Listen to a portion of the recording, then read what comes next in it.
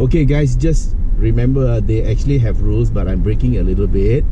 I'm hoping Derek trusts me that I won't do something stupid, but I just want to shoot the car in front. Yeah, okay, thanks Derek. And he's going to climb up a slope.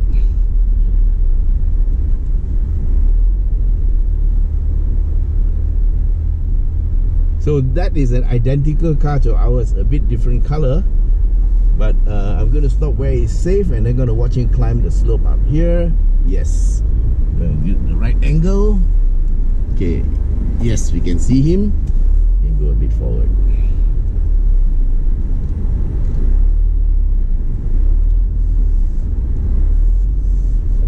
So he's going to climb, and I'm going to climb a little bit, but don't worry, I will stay behind him at a safe place.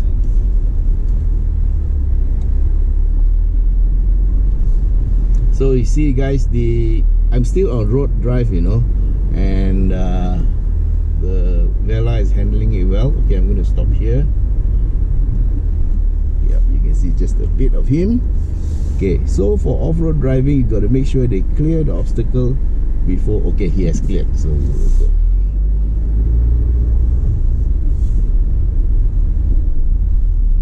Okay, there's a rut there, but we're going to avoid it.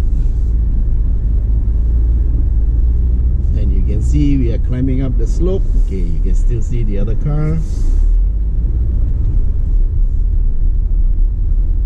We're going at 12 kilometers per hour. So you can see the terrain is rough, but the Velar is still doing it very well. Yeah, he's still climbing, and we have to wait till he clears, so you can't see him. Okay, he's cleared. And so we're going to go up, and we can see a little bit of him. Yeah. So this is a jungle trail, 4 kilometers long.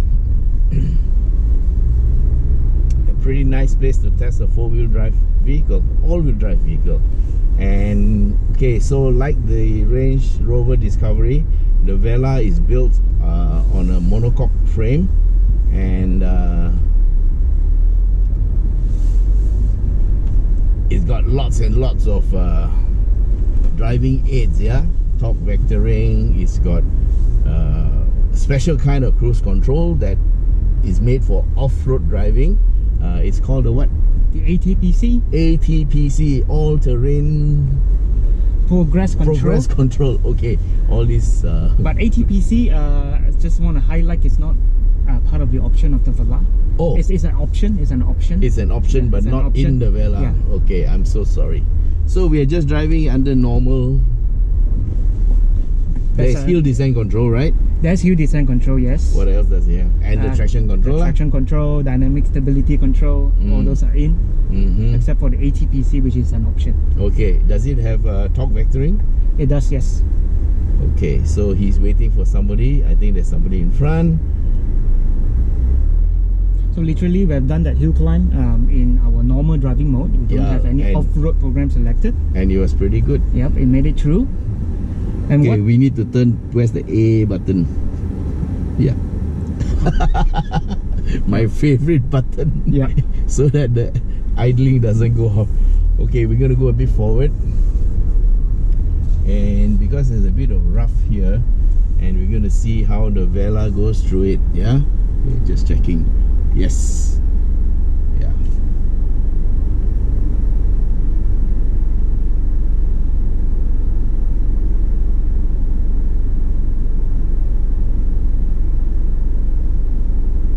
That looks like Durrani in front. Another one of our media colleagues. Okay, we'll edge a bit closer.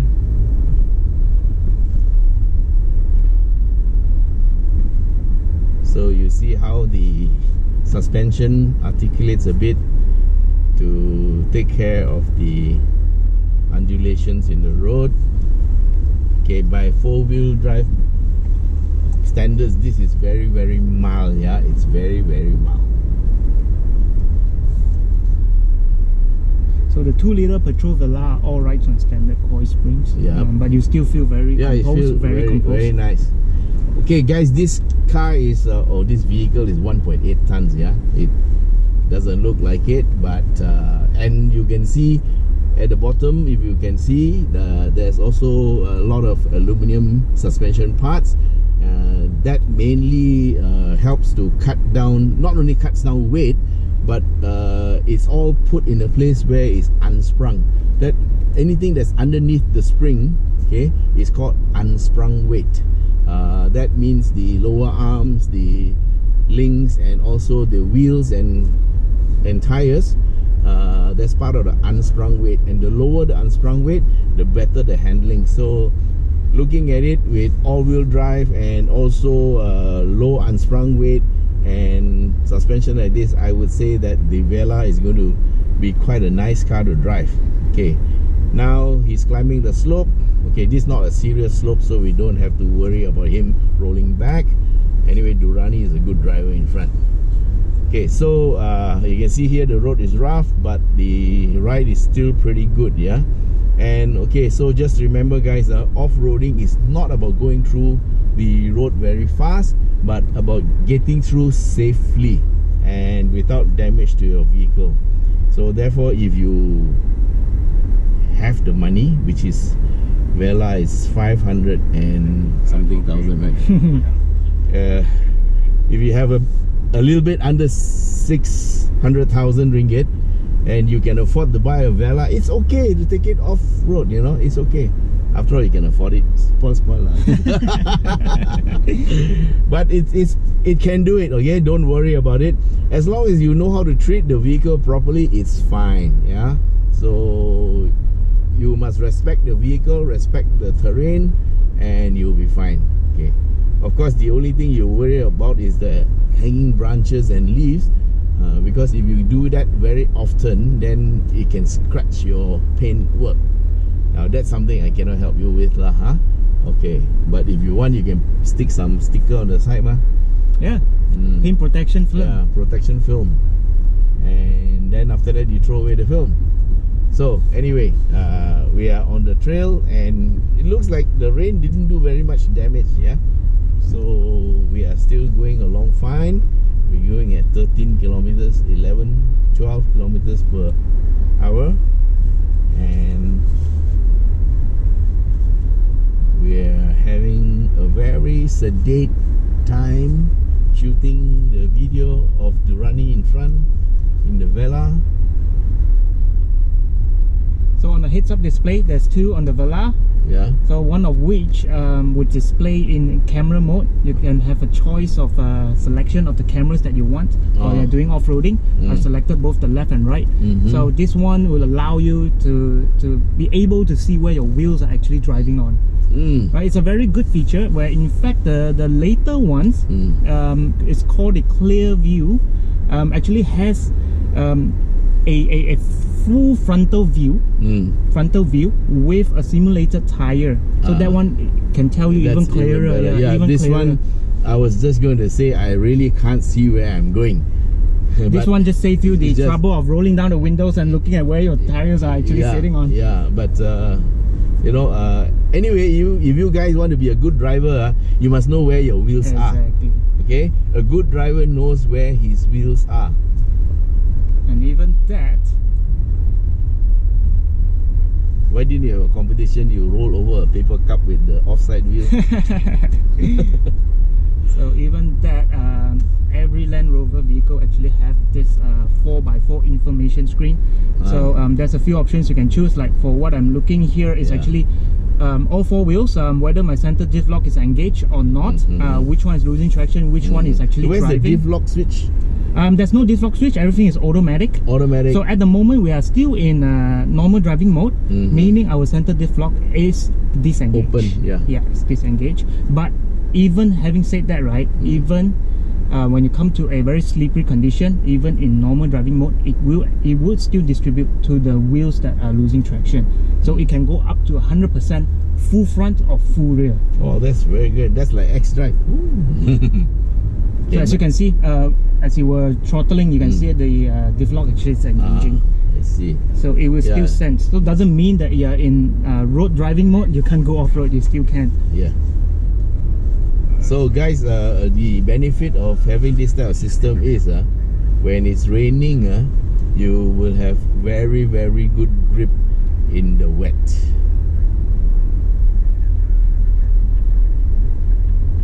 Having these systems, it's very proactive in the sense that as the vehicle lose traction, the system is already there to correct that problem. Instead of the good old 4-wheel drive where slippery conditions follow. And diff lock. Correct. Airlock. Okay, I'm going to go a little bit faster so we can just get a bit of Durrani driving a Velar. Then later I'll charge him for the footage. Okay, bit of leaf. We don't want to damage the paintwork. And here's a small. So descent control is auto. Descent control is not on when you're on normal driving mode. Oh, I see. But you can switch it on manually if you want to, or you can go to the off-road programs. Then they will switch it on automatically. This one got off-road program, eh? Yep. Where? So all this it's the same, identical. It's identical. The turn response system it's also by in the Velar. Turning this dial, you can use that dial. Okay, so this is off-road. Yep. So you can turn the dial or you can do a touchscreen. And you can take muds and ruts. Oh, muds and ruts. It's probably the most suitable program for this kind of a terrain. So what does mud and rut program do? So throttle response, more aggressive, more sensitive traction control, to detect that wheel slip, and HDC on automatically. So this. Okay. Nice to know. And this suspension actually feels like it's air suspension. It does, right? Yeah. Yes. I was going to ask, hey, this one got air suspension? Because I was told earlier, none of the cars here have air suspension, and I was too embarrassed to ask. But very beautiful suspension, very composite vehicle. I must say okay. So guys, this vehicle, if there's anything that's good about it, it's the suspension. Yeah, it's really unexpected. Yeah, if you look at it from the point of view of an off-road vehicle, but actually this is an on-road luxury premium vehicle that can go on off-road. Yeah, exactly. Okay, there's a steep hill here, so we're gonna go. Hill descent control is on already. It's automatically on, just like the Discovery Sport. We use the cruise control button to control our speed. So at the moment, the indicator is where it highlighted in green here. You can see a small little arrow. That's where it's pointing to. That's the speed that you have set. So you can bring it down or you can bring it up. Maximum Correct. Down. Okay, we're waiting for Durrani to try on his hill descent control, because that's probably what his instructor is telling him. Yep. So coming up ahead, it's a hill descent. We got some pretty deep ruts around. So let's see how it goes. So what is this last program here? This is a sand mode. Oh, sand mode. Okay. Sorry guys, no sand.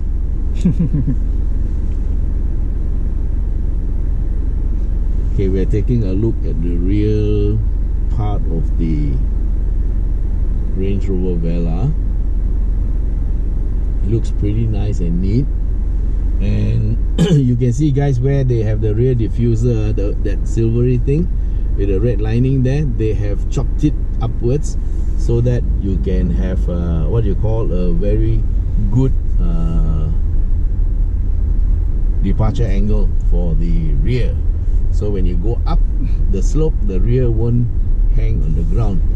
Okay, my hill descent control is on, but I have to brake because it's going a bit faster. We don't want to get too near Durrani and scare him. He can't go any lower. Yep, that's the lowest. It's about 8 kilometers per hour. Yep, I guessed correctly. No, but it's going to 9. Okay, he has stopped, but don't worry. We will stop when we get... here is where the real hill descent control is. And when he goes, we will go to the edge and watch him going down. So why, as you were mentioning about the design, and I can't agree more. I think a lot of people will agree with me when it comes to Land Rover, Range Rover vehicles. It's that boxy shit that they can't can't live without. But with it's the not Velar, boxy. yeah, but with the Velar, they totally went out of the box with the design. Yeah, and I think they hit the nail that right on one the head. looks like a provision for a rear winch, man. It's a very sexy back. No, I'm talking a about, good term you know, for putting it. In between. Yeah, I know what you mean. Yeah, there is yeah, a the little, diffuser, right? The diffuser is right. Yeah, it's a good place for towing, or perhaps a winch mounted. Yeah, that real could winch be mounted, a place where a hook could be fitted. But it is a very sexy vehicle from the exterior. It is. You were going to say from the back. Yep. My viewers say, Uncle YS, don't say the back side of the vehicle, say the rear of the vehicle. Okay, I'm going to go down a bit and we're going to watch. Okay, I'm going to take a risk. I'm going to go down slowly. Okay, I have started my hill descent control and we're going down totally by, the vehicle is going down totally by itself, yeah? And all I'm doing is holding the steering. So as I said before, despite the fact that this car doesn't have a low ratio, it will handle this type of off-road quite well. Okay, keeping in mind that it is designed for temporary use. Okay, I'm going to slow down. You can see where Durrani is trying to find his way through the ruts, and we will take the hero path this way. And because I want to control it a bit, I'm braking it so that we don't go into the rut. In case the rut is too deep, we won't hit. Yeah. Now I'm releasing the throttle and I'm just holding the steering. So when you drive on the road, yeah, don't test the car by going into the ruts. Always try to find the best path. Okay, you're not supposed to go and deliberately put your wheel in the rut because it can cut your tires. It can also hit the underside if the ground clearance is not enough, you know, things like that. You never know, so don't go and do stupid things like that. But it's a known fact, if media see a pool of water, they want to go into the pool of water. Okay, so you see the ruts on the left hand side. Well, hey, this one only happened like yesterday night lah. This wasn't here a couple of days ago. It wasn't that bad. It wasn't that bad. Last night's rain was so bad. Here I'm going to brake a little bit to intervene so that we can go through it properly. Because if we just leave it to the hill descent control, then it won't be so nice. So guys, there's technology and there's also manual control. So technology can take you very far, but there are times when a manual control is far better. Yeah. Yep. But of course, if you don't know anything about off-roading, then go auto law. Easy ma. Soon we're going to have autonomous driving. That means cars will drive themselves. Then you go and see your comic books while it takes you to Ipoh. That just took the fun out of driving altogether. But it's something that will come, and people they are so keen on this technology, you know, they want to see it happen. Then they will say, oh, but why so expensive? Then they won't buy.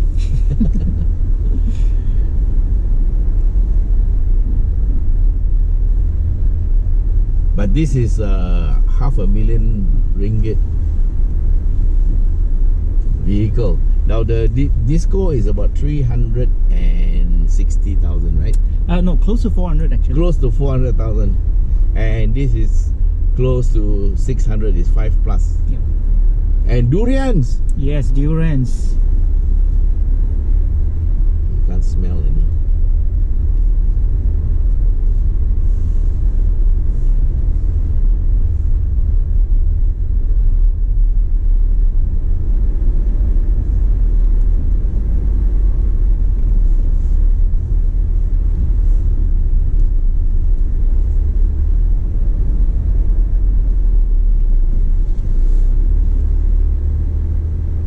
So guys, you see the wheels are fighting for grip, but there's very little driver input, you know.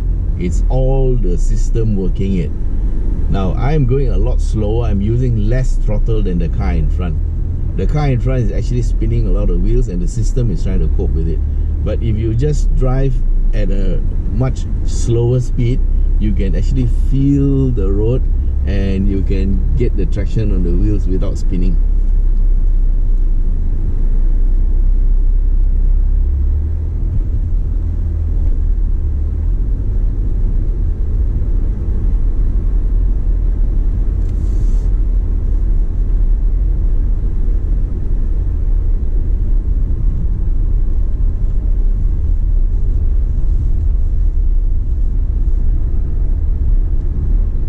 You know, it's so comfortable in here, you can actually fall asleep and not even feel like you're actually off-roading.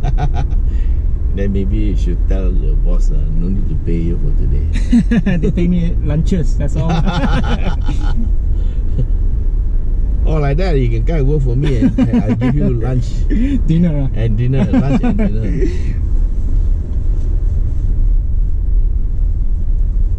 This car is so easy to drive. It is, it is.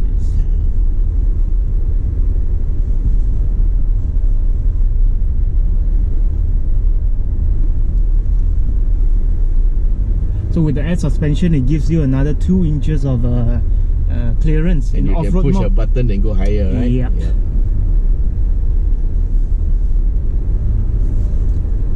But even without the off-road mode from the air suspension, this car already has a maximum ground clearance of close to 9 inches. That's pretty good for, we call this an SUV, right? Yeah. That's pretty good for an SUV, considering the So typical what, four-wheel drive. 9 inches is 210. 9 inches is 8 inches is about 200 mm. 9 inches. about 210, yeah. 210 is not 9 inches, like 8.5. Yo, What's that? a piece of wood. From the ground? Yeah, I think so. Or it came down from the top.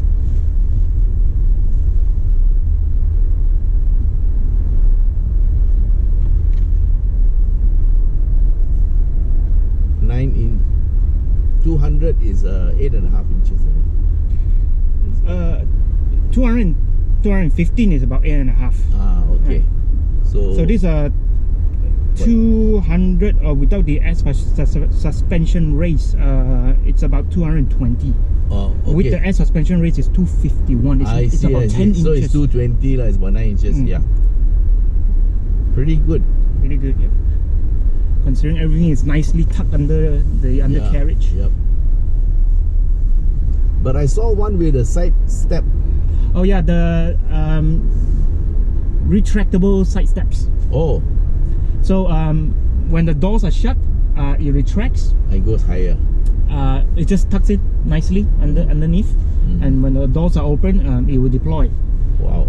So on the higher spec Velar, there is what we call a weight sensing system. It's to sense wading depth, so you can drive through river crossings and whatnot, and on the heads-up display you can see actually how deep the vehicle is going, and the sensors actually runs on sonar technology, the same technology submarine use. It's very impressive stuff. So do you hear the ping? You won't. You won't, unfortunately. I was trying very hard to actually see if I could, but no. You know how submarine movies I know, like, yes. Right?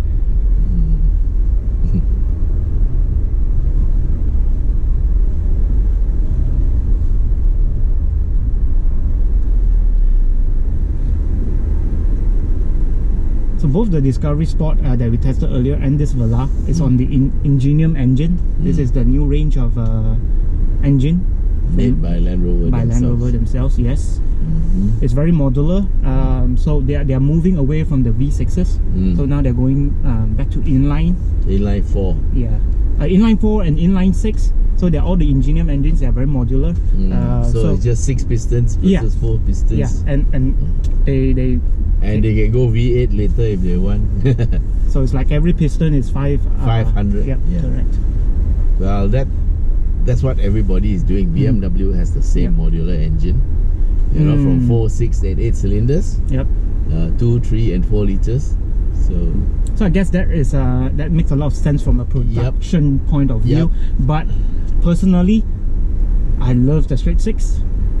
I think they are more well balanced. I think they are torquier. And I think a lot of other manufacturers actually agree with that too. Okay, if we go back about 50 years to the 1960s, the Nissan car was called a Datsun then. Yep. Remember they had a 1600 SSS, legendary P510, 4-cylinder 1600. Then they had the 240Z, straight 6, 2.4 liter. You work the math, 400cc per cylinder.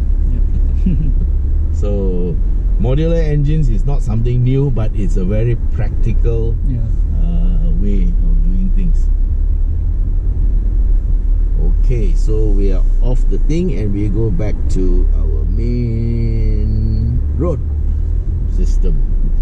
And guys, so that was the off-road experience with the Range Rover Velar. Thanks for watching and say bye-bye to Derek. See you guys. Okay, thanks. Bye-bye.